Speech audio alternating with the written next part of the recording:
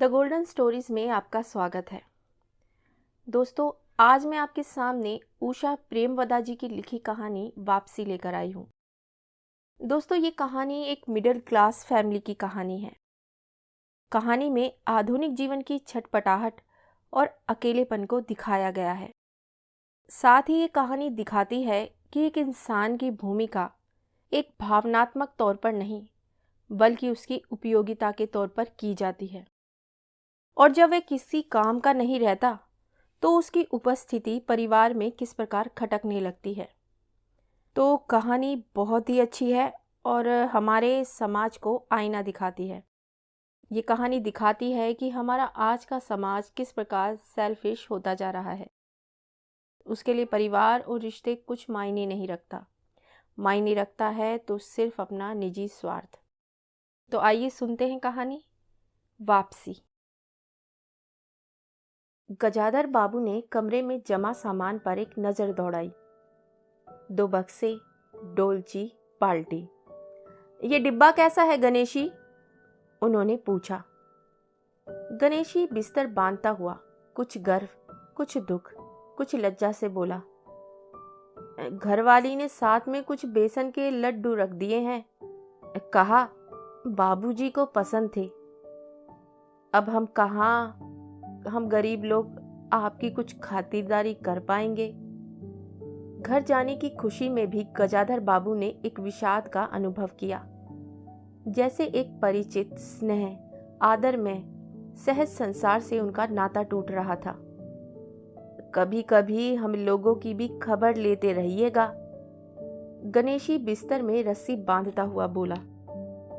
कभी कुछ जरूरत हो तो लिखना गणेशी। इस आगहन तक बिटिया की शादी कर दो। गणेशी ने अंगोछे के छोर से आंखें पोंछी। अब आप लोग सहारा न देंगे तो कौन देगा? आप यहाँ रहते तो शादी में कुछ हौसला रहता। गजाधर बाबू चलने को तैयार बैठे थे। रेलवे क्वार्टर का वह कमरा जिसमें उन्होंने कितने वर्ष बिताए थे, उनका सामान हट जाने से कुरूप और नग्न लग रहा था। आंगन में रोपे पौधे भी जान पहचान के लोग ले गए थे और जगह जगह मिट्टी बिखरी हुई थी। पर पत्नी, बाल बच्चों के साथ रहने की कल्पना में ये बिछो एक दुर्बल लहर की तरह उठकर विलीन हो गया। गजाधर बाबू खुश थे। 35 साल की नौकरी के बाद वे रिटायर होकर जा रहे थे। इन वर्षों में अधिकांश समय उन्होंने अकेले रहकर काटा था। उन अकेले क्षणों में उन्होंने इसी समय की कल्पना की थी जब वह अपने परिवार के साथ रह सकेंगे। इसी आशा के सहारे वे अपने अभाव का बोझ ढो रहे थे। संसार की दृष्टि से उनका जीवन सफल कहा जा सकता था। उन्होंने शहर में एक मकान बनवा लिया था। बड़े लड़के अमर और लड़की कांति की शादियां कर दी थी। 2 बच्चे ऊंची कक्षाओं में पढ़ रहे थे। गजाधर बाबू नौकरी के कारण प्राय छोटे स्टेशनों पर रहे और उनके बच्चे तथा पत्नी शहर में, जिससे पढ़ाई में बाधा ना हो। गजाधर बाबू स्वभाव से बहुत स्नेही व्यक्ति थे और स्नेह के आकांक्षी भी। जब परिवार साथ था, ड्यूटी से लौटकर बच्चों से हंसते बोलते, पत्नी से कुछ मनोविनोद करते। उन सबके चले जाने से उनके जीवन में गहन सूनापन भर उठा। खाली क्षणों में उनसे घर में टिका न जाता। कभी प्रकृति के ना होने पर भी उन्हें पत्नी की स्नेहपूर्ण बातें याद आती रहती। दोपहर में गर्मी होने पर भी 2 बजे तक आग जलाई रहती और उनके स्टेशन से वापस आने पर गर्म गर्म रोटियां सेकती। उनके खा चुकने और मना करने पर भी थोड़ा सा कुछ और थाली में परोस देती और बड़े प्यार से आग्रह करती। जब वे थके हारे बाहर से आते तो उनकी आहट पर वे रसोई के द्वार पर निकल आती और उनकी सालज्ज आंखें मुस्कुरा उठती। गजाधर बाबू को तब हर छोटी बात भी याद आती और उदास हो उठते। अब कितने वर्षों बाद वह अवसर आया था जब वे फिर उसी स्नेह और आदर के मध्य रहने जा रहे थे। टोपी उतार कर गजाधर बाबू ने चारपाई पर रख दी। जूते खोलकर नीचे खिसका दिए। अंदर से रह रह कर कह कहो की आवाजें आ रही थी। इतवार का दिन था और उनके सब बच्चे इकट्ठे होकर नाश्ता कर रहे थे। गजाधर बाबू के सूखे होठों पर सनिग्ध मुस्कान आ गई। उसी तरह मुस्कुराते हुए वह बिना खांसे हुए अंदर चले गए। उन्होंने देखा कि नरेंद्र कमर पर हाथ रखे शायद रात की फिल्म में देखे गए किसी नृत्य की नकल कर रहा था और बसंती हंस हंस कर दोहरी हो रही थी। अमर की बहू को अपने तन बदन, आंचल या घूंघट का कोई होश न था और वह उन्मुक्त रूप से हंस रही थी। गजाधर बाबू को देखते ही नरेंद्र धप से बैठ गया और चाय का प्याला उठाकर मुंह से लगा लिया। बहू को होश आया और उसने झट से माथा ढक लिया। केवल बसंती का शरीर रह रहकर हंसी दबाने के प्रयत्न में हिलता रहा। गजाधर बाबू ने मुस्कुराते हुए उन लोगों को देखा, फिर कहा, क्यों नरेंद्र, क्या नकल हो रही थी? कुछ नहीं बाबूजी, नरेंद्र ने सिट पिटाकर कहा। गजाधर बाबू ने चाहा था कि वह भी इस मनोविनोद में भाग लेते, पर उनके आते ही जैसे सब कुंठित हो चुप हो गए। इससे उनके मन में थोड़ी सी खिन्नता उपज आई। बैठते हुए बोले, बसंती, चाय मुझे भी देना। तुम्हारी अम्मा की पूजा अभी चल रही है क्या? बसंती ने माँ की कोठरी की ओर देखा। अभी आती होंगी, और प्याले में उनके लिए चाय छानने लगी। बहू चुपचाप पहले ही चली गई थी। अब नरेंद्र भी चाय का आखिरी घूंट पीकर उठ खड़ा हुआ। केवल बसंती पिता के लिहाज में चौके में बैठी माँ की राह देखने लगी। गजाधर बाबू ने एक घूंट चाय पी, फिर कहा, बेटी, चाय तो फीकी है, लाइए चीनी और डाल दूं? बसंती बोली, रहने दो, तुम्हारी अम्मा जब आएगी तभी पी लूंगा। थोड़ी देर में उनकी पत्नी हाथ में अड्डे का लोटा लिए निकली और अशुद्ध स्तुति कहते हुए तुलसी में डाल दिया। उन्हें देखते ही बसंती भी उठ गई। पत्नी ने आकर गजाधर बाबू को देखा और कहा, अरे आप अकेले बैठे हैं, ये सब कहाँ गए? गजाधर बाबू के मन में फांस सी कसक उठी।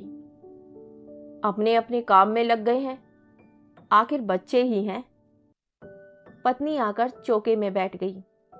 उन्होंने नाक भो चढ़ाकर चारों ओर झूठे बर्तनों को देखा, फिर कहा, सारे झूठे बर्तन पड़े हैं, इस घर में धर्म कर्म कुछ नहीं, पूजा करके सीधे चौके में घुसो।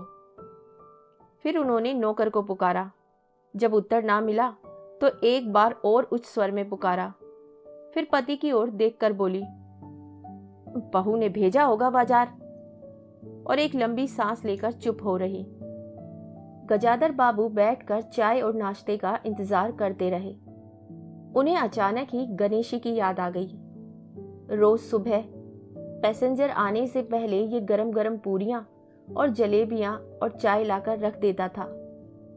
चाय भी कितनी बढ़िया, कांच के गिलास में, ऊपर तक भरी लबालब, पूरे 2.5 चम्मच चीनी और गाढ़ी मलाई। पैसेंजर भले ही रानीपुर लेट पहुंचे, गणेशी ने चाय पहुंचाने में कभी देर नहीं की। क्या मजाल कि कभी उससे कुछ कहना पड़े। पत्नी का शिकायत भरा स्वर सुन उनके विचारों में व्याघात पहुंचा। वह कह रही थी, सारा दिन इसी खिचपिच में निकल जाता है, इस गृहस्थी का धंधा पीटते पीटते उम्र बीत गई, कोई जरा भी हाथ नहीं बटाता। बहू क्या किया करती हैं? गजाधर बाबू ने पूछा। पड़ी रहती हैं। बसंती को तो कहेगी कि कॉलेज जाना होता है। गजाधर बाबू ने जोश में आकर बसंती को आवाज दी। बसंती भाभी के कमरे में से निकली तो गजाधर बाबू ने कहा, बसंती, बसंती, आज से शाम का खाना बनाने की जिम्मेदारी तुम पर है। सुबह का भोजन तुम्हारी भाभी बनाएगी। बसंती मुंह लटकाकर बोली, बाबूजी, बाबूजी, पढ़ना भी तो होता है। गजाधर बाबू ने प्यार से समझाया, तुम सुबह पढ़ लिया करो, तुम्हारी माँ बूढ़ी हुई, अब वह शक्ति नहीं बची है तुम हो, तुम्हारी भाभी है, दोनों को मिलकर काम में हाथ बटाना चाहिए। बसंती चुप रह गई। उसके जाने के बाद उसकी माँ ने धीरे से कहा, पढ़ने का तो बहाना है, कभी जी नहीं लगता। कैसे लगे? शीला से ही फुर्सत नहीं। बड़े बड़े लड़के हैं उस घर में, हर वक्त वहां घुसा रहना मुझे नहीं सुहाता। मना करूं तो सुनती नहीं। घर में गजाधर बाबू के रहने के लिए कोई स्थान ना बचा था। जैसे किसी मेहमान के लिए कुछ अस्थायी प्रबंध कर दिया जाता है, उसी प्रकार बैठक में कुर्सियों को दीवार से सटाकर बीच में गजाधर बाबू के लिए पतली सी चारपाई डाल दी गई थी। गजाधर बाबू उस कमरे में पड़े पड़े कभी कभी अनायास ही इस अस्थायित्व का अनुभव करने लगते। उन्हें याद आती उन रेलगाड़ियों की जो आती और थोड़ी देर रुककर किसी और लक्ष्य की ओर चली जाती। घर छोटा होने के कारण बैठक में ही अब वह प्रबंध किया गया था। उनकी पत्नी के पास अंदर एक छोटा सा कमरा अवश्य था, पर वह एक ओर से अचारों के मर्तबान, दाल, चावल के कनस्तर और घी के डिब्बों से घिरा था। दूसरी ओर पुरानी रजाइयां दरियों में लिपटी और रस्सी से बंधी रखी थी। उनके पास एक बड़े से टीन के बक्से में घर भर के गर्म कपड़े थे। बीच में एक आलगनी बंधी हुई थी, जिस पर प्राय बसंती के कपड़े लापरवाही से पड़े रहते थे। वे अक्सर उस कमरे में नहीं जाते थे। घर का दूसरा कमरा अमर और उसकी बहू के पास था। तीसरा कमरा जो सामने की ओर था, बैठक था। गजाधर बाबू के आने से पहले उसमें अमर के ससुराल से आया बैत का 3 कुर्सियों का सेट पड़ा था। कुर्सियों पर नीली गद्दियां और बहू के हाथों के कड़े कुशन थे। जब कभी उनकी पत्नी को कोई लंबी शिकायत करनी होती तो अपनी चटाई बैठक में डाल पड़ जाती थी। वे एक दिन चटाई लेकर आ गईं तो गजाधर बाबू ने घर गृहस्थी की बातें छेड़ी। वे घर का रवैया देख रहे थे। बहुत हल्के से उन्होंने कहा कि अब हाथ में पैसा कम रहेगा, कुछ खर्चा कम करना चाहिए। सभी खर्च तो वाजिब वाजिब हैं, न मन का पहना न ओढ़ा। गजाधर बाबू ने आहत विस्मित दृष्टि से पत्नी को देखा। उनसे अपनी हैसियत छिपी न थी। उनकी पत्नी तंगी का अनुभव कर उसका उल्लेख करती है, यह स्वाभाविक था। लेकिन उनमें सहानुभूति का पूर्ण अभाव गजाधर बाबू को बहुत खटका। उनसे यदि राय बात की जाती कि प्रबंध कैसे हो, तो उन्हें चिंता कम, संतोष अधिक होता। लेकिन उनसे तो केवल शिकायत की जाती थी, जैसे परिवार की सब परेशानियों के लिए वही जिम्मेदार थे। तुम्हें कमी किस बात की है अमर की माँ? घर में बहू है, लड़के हैं, बच्चे हैं। सिर्फ रुपये से ही आदमी अमीर नहीं होता, गजाधर बाबू ने कहा और कहने के साथ ही अनुभव किया। यह उनकी आंतरिक अभिव्यक्ति थी, ऐसी कि उनकी पत्नी नहीं समझ सकती। हाँ, बड़ा सुख है ना बहू से। आज रसोई करने गई है, देखो क्या होता है, कहकर पत्नी ने आंखें मूंदी और सो गई। गजाधर बाबू बैठे हुए पत्नी को देखते रह गए। यही थी क्या उनकी पत्नी, जिसके हाथों के कोमल स्पर्श, जिसकी मुस्कान की याद में उन्होंने संपूर्ण जीवन काट दिया था? उन्हें लगा कि वे लावण्यमयी युवती जीवन की राह में कहीं खो गई है और उसकी जगह आज जो स्त्री है वह उनके मन और प्राणों के लिए नितांत अपरिचिता है। गाढ़ी नींद में डूबी उनकी पत्नी का भारी शरीर बहुत बेडोल और कुरूप लग रहा था, श्रीहीन और रूखा था। गजाधर बाबू ने देर तक निस्वंग दृष्टि से पत्नी को देखते रहे और फिर लेटकर छत की ओर ताकने लगे। अंदर कुछ गिरा और उनकी पत्नी हड़बड़ाकर उठ बैठी। लो, बिल्ली ने कुछ गिरा दिया शायद, और कह अंदर भागी। थोड़ी देर में लौटकर आई तो उनका मुंह फूला हुआ था। देखो बहू को, चौका खुला छोड़ाई, बिल्ली ने दाल की पतीली गिरा दी। सभी खाने को हैं, अब क्या सिखाऊंगी? वह सांस लेने को रुकी और बोली, एक तरकारी और 4 पराठे बनाने में सारा डिब्बा घी उड़ेल कर रख दिया। जरा सा दर्द नहीं है।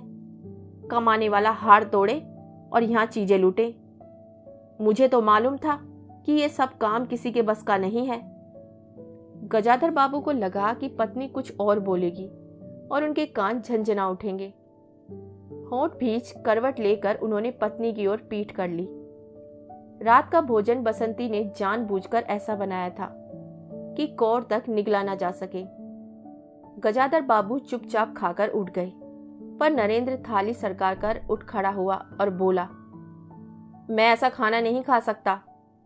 बसंती तुनक कर बोली, तो ना खाओ, कौन तुम्हारी खुशामद कर रहा है? तुमसे खाना किसने बनाने को कहा था? नरेंद्र चिल्लाया। बापूजी ने। बाबूजी को तो बस बैठे बैठे यही सोचता है। बसंती को उठाकर मां ने नरेंद्र को मनाया और अपने हाथ से कुछ बनाकर खिलाया। गजाधर बाबू ने बाद में पत्नी से कहा, इतनी बड़ी लड़की हो गई और उसे खाना बनाने तक का सहूर नहीं आया। अरे आता सब कुछ है, करना नहीं चाहती, पत्नी ने उत्तर दिया। अगली शाम मां को रसोई में देख कपड़े बदलकर बसंती बाहर आई तो बैठक में गजाधर बाबू ने टोक दिया, कहाँ जा रही हो? शीला, कोई जरूरत नहीं है, अंदर जाकर पढ़ो, गजाधर बाबू ने कड़े स्वर में कहा। कुछ देर अनिश्चित खड़े रहकर बसंती अंदर चली गई। गजाधर बाबू शाम को रोज टहलने जाते थे। लौट कर आए तो पत्नी ने कहा, क्या कह दिया बसंती से? शाम से मुंह लपेटे पड़ी है, खाना भी नहीं खाया। गजाधर बाबू खिन्न हो गए। पत्नी की बात का उन्होंने उत्तर नहीं दिया। उन्होंने मन में निश्चय कर लिया कि बसंती की शादी जल्दी ही कर देनी है। उस दिन के बाद बसंती पिता से बची बची रहने लगी। जाना हो तो पिछवाड़े से जाती। गजाधर बाबू ने दो एक बार पत्नी से पूछा तो उत्तर मिला, रूठी हुई है। गजाधर बाबू को और रोष हुआ। लड़की के इतने मिजाज, जाने को रोक दिया तो पिता से बोलेगी नहीं। फिर उनकी पत्नी ने ही सूचना दी कि अमर अलग होने की सोच रहा है। क्यों? गजाधर बाबू ने चकित होकर पूछा। पत्नी ने साफ साफ उत्तर नहीं दिया। अमर और उसकी बहू की शिकायतें बहुत थीं। उनका कहना था कि गजाधर बाबू हमेशा बैठक में ही पड़े रहते हैं। कोई आने जाने वाला हो तो कहीं बिठाने की जगह नहीं। अमर को अब भी वे छोटा सा समझते थे और मौके बेमौके टोक देते थे। बहू को काम करना पड़ता था और सास जब जब फूहड़पन पर ताने देती रहती थी। हमारे आने के पहले भी कभी ऐसी बातें हुई थी? गजाधर बाबू ने पूछा। पत्नी ने सिर हिलाकर जताया, नहीं। पहले अमर घर का मालिक बनकर रहता था, बहू को कोई रोक टोक ना थी। अमर के दोस्तों का प्रायः यहीं अड्डा जमा रहता था और अंदर से चाय नाश्ता तैयार होकर आ जाता था। बसंती को भी वही अच्छा लगता था। गजाधर बाबू ने बहुत धीरे से कहा, अमर से कहो जल्दबाजी की कोई जरूरत नहीं है। अगले दिन सुबह घूमकर लौटे तो उन्होंने पाया कि बैठक में उनकी चारपाई नहीं है। अंदर आकर पूछने वाले ही थे कि उनकी दृष्टि रसोई के अंदर बैठी पत्नी पर पड़ी। उन्होंने ये कहने को मुंह खोला ही कि बहू कहाँ है, पर कुछ याद कर चुप हो गए। पत्नी की कोठरी में झांका तो अचार, रजाइयों और कनस्तरों के मध्य अपनी चारपाई लगी पाई। गजाधर बाबू ने कोट उतारा और कहीं टांगने के लिए दीवार पर नजर दौड़ाई। फिर उस पर मोड़ पर अलगनी के कुछ कपड़े खिसकाकर एक किनारे टांग दिए। कुछ खाए बिना ही अपनी चारपाई पर लेट गए। कुछ भी हो, तन आखिरकार बूढ़ा ही था। सुबह शाम कुछ दूर टहलने अवश्य चले जाते, पर आते आते थक उठते थे। गजाधर बाबू को अपना बड़ा सा खुला हुआ क्वार्टर याद आ गया। निश्चित जीवन। सुबह पैसेंजर ट्रेन आने पर स्टेशन पर की चहल पहल, चिर परिचित चेहरे और पटरी पर रेल के पहियों की खटखट जो उनके लिए मधुर संगीत की तरह थी। तूफान और डाकगाड़ी के इंजनों की चिंगाड़ उनकी अकेली रातों की साथी थी। सेठ रामजी मल की मिल के कुछ लोग कभी कभी पास आ बैठते। वह उनका दायरा था, वही उनके साथी। वह जीवन अब उन्हें खोई विधि सा प्रतीत हुआ। उन्हें लगा कि वे जिंदगी द्वारा ठगे गए हैं। उन्होंने जो कुछ चाहा उसमें उन्हें एक बूंद भी ना मिली। लेटे हुए वह घर के अंदर से आते विविध स्वरों को सुनते रहे। बहू और सास की छोटी सी झड़प, बाल्टी पर खुले नल की आवाज, रसोई के बर्तनों की खटपट और उसी में गोरैया का वार्तालाप। और अचानक ही उन्होंने निश्चय कर लिया कि अब घर की किसी बात में दखल ना देंगे। यदि गृह स्वामी के लिए पूरे घर में एक चारपाई की जगह यही है तो यहीं पड़े रहेंगे।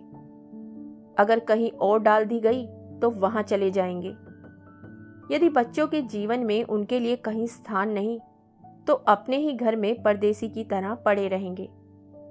और उस दिन के बाद सचमुच गजाधर बाबू कुछ नहीं बोले। नरेंद्र मांगने आया तो उसे बिना कारण पूछे रुपए दे दिए। बसंती काफी अंधेरा हो जाने के बाद भी पड़ोस में रही, तो भी उन्होंने कुछ नहीं कहा। पर उन्हें सबसे बड़ा गम यह था कि उनकी पत्नी ने भी उनमें कुछ परिवर्तन लक्ष्य नहीं किया। वे मन ही मन कितना भार ढो रहे हैं, इससे वे अनजान बनी रही। बल्कि उन्हें पति के घर के मामले में हस्तक्षेप ना करने के कारण शांति ही थी। कभी कभी कह भी उठती, ठीक ही है, आप बीच में ना पड़ा कीजिए, बच्चे बड़े हो गए हैं, हमारा जो कर्तव्य था कर रहे हैं, पढ़ा रहे हैं, शादी कर देंगे। गजाधर बाबू ने आहत दृष्टि से पत्नी को देखा। उन्होंने अनुभव किया कि वे पत्नी व बच्चों के लिए केवल धनोपार्जन के निमित्त मात्र हैं। जिस व्यक्ति के अस्तित्व से पत्नी मांग में सिंदूर डालने की अधिकारी है, समाज में उसकी प्रतिष्ठा है, उसके सामने वह 2 वक्त के भोजन की थाली रख देने से सारे कर्तव्यों से छुट्टी पा जाती है। वह घी और चीनी के डब्बों में इतना रमी हुई है कि अब वही उनकी संपूर्ण दुनिया बन गई है। गजाधर बाबू उनके जीवन के केंद्र नहीं हो सकते। उन्हें तो अब बेटी की शादी के लिए भी उत्साह बुझ गया। किसी बात में हस्तक्षेप ना करने के निश्चय के बाद भी उनका अस्तित्व उस वातावरण का एक भाग ना बन सका। उनकी उपस्थिति उस घर में ऐसी असंगत लगने लगी थी जैसे सजी हुई बैठक में उनकी चारपाई थी। उनकी सारी खुशी एक गहरी उदासीनता में डूब गई। इतने सब निश्चयों के बावजूद भी गजाधर बाबू एक दिन बीच में दखल दे बैठे। पत्नी स्वभाव अनुसार नौकर की शिकायत कर रही थी, कितना कामचोर है, बाजार की हर चीज में पैसा बनाता है, खाना खाने बैठता है तो खाता ही चला जाता है। गजाधर बाबू को बराबर यह महसूस हो रहा था कि उनके रहन सहन और खर्च उनकी हैसियत से कहीं ज्यादा है। पत्नी की बात सुनकर लगा कि नौकर का खर्च बिल्कुल बेकार है। छोटा मोटा काम है, घर में 3 मर्द है, कोई ना कोई कर ही देगा। उन्होंने उसी दिन नौकर का हिसाब कर दिया। अमर दफ्तर से आया तो नौकर को पुकारने लगा। अमर की बहू बोली, बाबूजी ने नौकर छुड़ा दिया है। क्यों? कहते हैं खर्च बहुत है। यह वार्तालाप बहुत सीधा सा था, पर जिस टोन में बहू बोली गजाधर बाबू को खटक गया। उस दिन जी भारी होने के कारण गजाधर बाबू टहलने नहीं गए थे। आलस्य में उठकर बत्ती भी नहीं जलाई। इस बात से बेखबर नरेंद्र मां से कहने लगा, अम्मा तुम बाबूजी से कहती क्यों नहीं? बैठे बिठाए कुछ नहीं तो नौकर ही छुड़ा दिया। अगर बाबूजी यह समझे कि मैं साइकिल पर गेहूं रख आटा पिसाने जाऊंगा तो मुझसे यह नहीं होगा। हाँ अम्मा, बसंती का स्वर था, मैं कॉलेज भी जाऊं और लौटकर घर में झाड़ू भी लगाऊं, यह मेरे बस की बात नहीं है। बूढ़े आदमी हैं, अमर भुनभुनाया, चुपचाप पड़े रहें, हर चीज में दखल क्यों देते हैं? पत्नी ने बड़े व्यंग्य से कहा। और कुछ नहीं सूझा तो तुम्हारी बहू को ही चौके में भेज दिया। वह गई तो 15 दिन का राशन 5 दिन में बना कर रख दिया। बहू कुछ कहे इससे पहले वे चौके में घुस गई। कुछ देर में अपनी कोठरी में आई और बिजली जलाई तो गजाधर बाबू को लेटे देख बड़ी सिटपिटाई। गजाधर बाबू की मुख मुद्रा से वे उनके भावों का अनुमान ना लगा सकी। वह चुप आंखें बंद किए लेटे रहे। गजाधर बाबू चिट्ठी हाथ में लिए अंदर आए और पत्नी को पुकारा। वह भीगे हाथ लिए निकली और आंचल से पोंछती हुई पास आ खड़ी हुई। गजाधर बाबू ने बिना किसी भूमिका के कहा, मुझे सेठ रामजी मल की चीनी मिल में नौकरी मिल गई है। खाली बैठे रहने से तो 4 पैसे घर में आए, वही अच्छा है। उन्होंने तो पहले ही कहा था, मैंने मना कर दिया था। फिर कुछ रुक कर कहा, जैसे बुझी हुई आग में एक चिंगारी चमक उठे। उन्होंने धीमे स्वर में कहा, मैंने सोचा था बरसों तुम सबसे अलग रहने के बाद अवकाश पाकर परिवार के साथ रहूंगा। खैर, परसों जाना है, तुम भी चलोगी? मैं? पत्नी ने सक पकाकर कहा, मैं चलूंगी तो यहां क्या होगा? इतनी बड़ी गृहस्थी, फिर सयानी लड़की। बात बीच में काट कर गजाधर बाबू ने हताश स्वर में कहा, ठीक है, तुम यहीं रहो, मैंने तो ऐसे ही कहा था। और गहरे मौन में डूब गए। नरेंद्र ने बड़ी तत्परता से बिस्तर बांधा और रिक्शा बुला लाया। गजाधर बाबू का टीन का बक्स और पतला सा बिस्तर उस पर रख दिया गया। नाश्ते के लिए लड्डू और मट्ठरे की डलिया हाथ में लिए गजाधर बाबू रिक्शे में बैठ गए। एक दृष्टि उन्होंने अपने परिवार पर डाली और फिर दूसरी ओर देखने लगे और रिक्शा चल पड़ा। उनके जाने के बाद सब अंदर लौट आए। बहू ने अमर से पूछा, सिनेमा चलिएगा ना? बसंती ने उछल कर कहा, भैया हमें भी। गजाधर बाबू की पत्नी सीधे चौके में चली गई। बची हुई मठरियों को कटोरदान में रखकर अपने कमरे में लाई और कनस्तरों के पास रख दिया। फिर बाहर आकर कहा, अरे नरेंद्र, बाबूजी की चारपाई कमरे से निकाल दे, उसमें चलने तक को जगह नहीं है। तो अभी आप सुन रहे थे कहानी वापसी। कहानी के अंत में गजाधर बाबू की घर में वापसी और घर से वापसी में सिर्फ और सिर्फ अकेलापन उनका साथ देता है। तो आपको कहानी कैसी लगी कमेंट कर कर ज़रूर बताइएगा। और इसी के साथ मैं आपसे विदा लेती हूँ और बहुत जल्द मिलती हूँ एक नई कहानी के साथ। तब तक के लिए अलविदा।